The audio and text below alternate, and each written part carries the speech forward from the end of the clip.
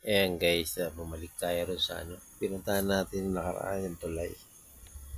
Ito yung mahabang tulay.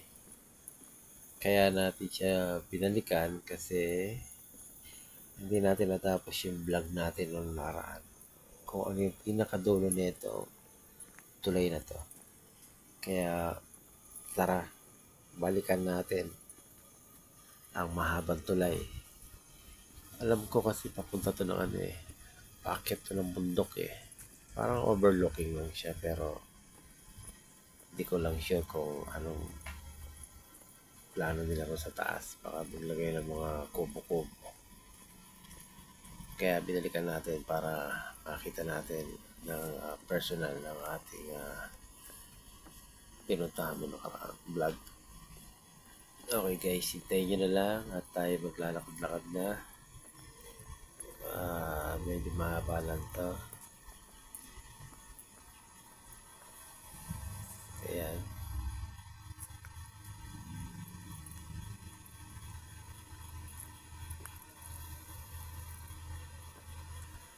Pakaway-kaway pa.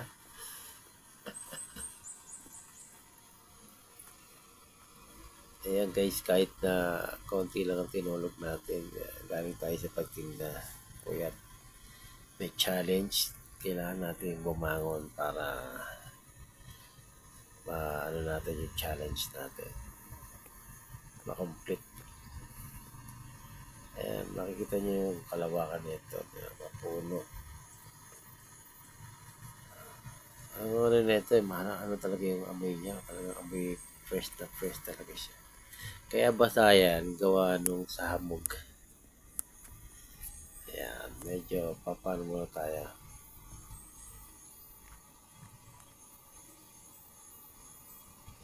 Ayan, nilapag natin yung tripod natin para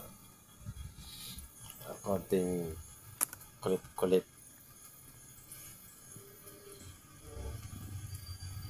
Yan, nakita niya.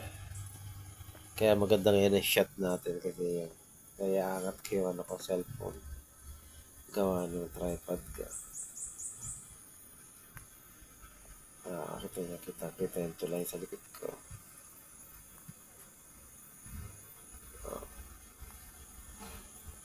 Ayan guys, malapit na tayo sa pinakadulo.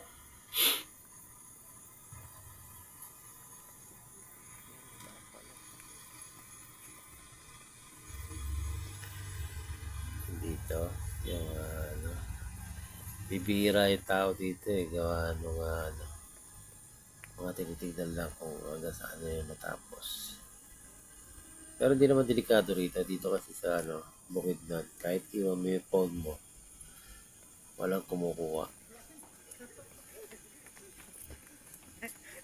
Ganyan dito, hindi yung kagaya sa ibang lugar. Talagang marami talaga nakukuha ng phone. Ayan, yung mga kabataan na yung galing ngayon sa taas Bumaba. Tapos, nakasalubong lang natin. Ito na guys, pakita tayo sa sa dulo nito. Meron tayo rito madadaanan ilog. Maliit na ilog patis. Ayan. Ito na guys. Ayun sa baba yung ilog. Napakaganda. Tapos ito, pakita tayo guys. Makikita na natin yung pinaka dulo.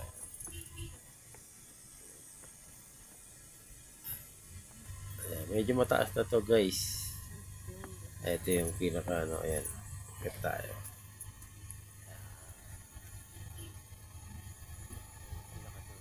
Ayan guys, yung pinaka dulo. Hindi pa siya tapos.